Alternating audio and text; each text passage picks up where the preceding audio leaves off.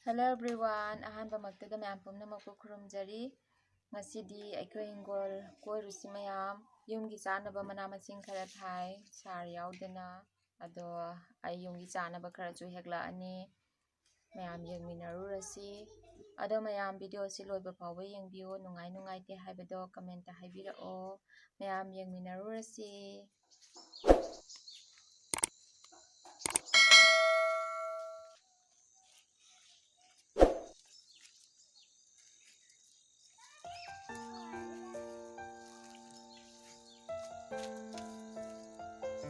Hangam sing se mapang lona sare sina maru launa bai thamani chujak pamini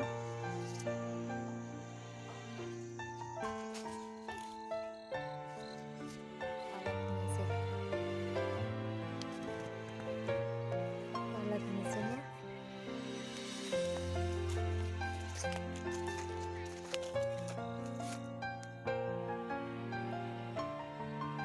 sima pukrage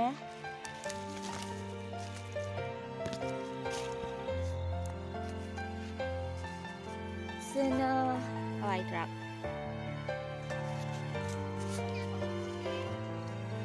hawai trap se mapan phajan chare pan chu pan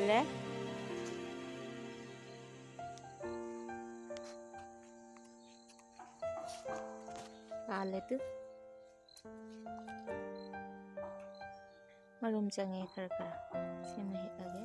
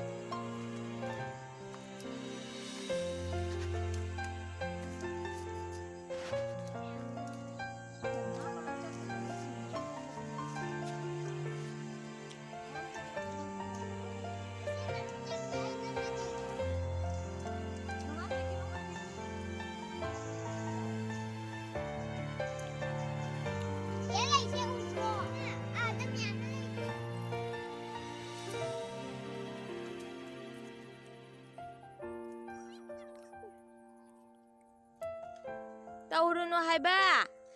adu jengba yagiroi haiba khangde dodi ko bi je pukte lora siga ja ha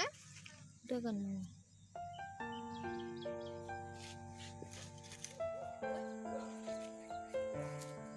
ko bi mana tam kale hawai se asangang jale Nagdi ko le wai se phat kare pan bi pan le ka pan ma pan le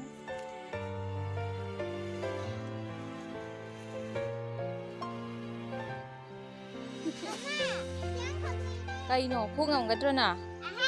phuglo phuglo phuglo phuglo jenge jenge phuglo jenge phuglo ne phuglo phuglo jenge phuglo phuglo mula phuglo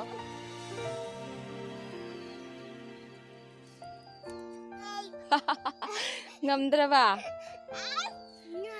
ngamdraba ngamdra dito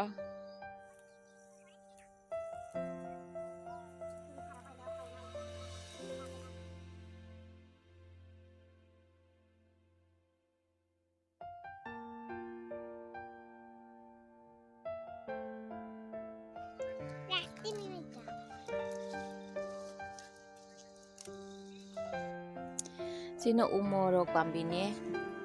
nahan wai jagi bagi maru duna thajanba pandri napi ngata ngaire makong se umorok ngata ne se se sida hawse khungdung se pan bidi hogalabane pale tu macam sa pan ꯃꯄꯥꯟ ꯁꯥꯔꯦ ꯍꯦꯛꯄ ꯌꯥꯔꯦ ꯈꯔ ꯈꯔ ꯍꯦꯛꯑꯒ ꯆꯥꯔꯦ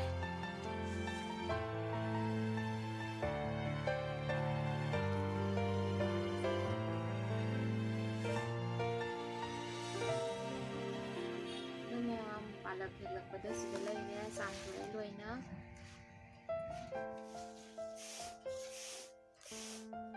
palak ka kobi ga leire adidi sida leire matar ga ol kobi ga leire hawai leire mula su leire mayamna aigi video asibu nungai biragadi subscribe tawbiramo like share su tawbiyo comment su tubiramo asigi oinadi matang aswagi loisinjarage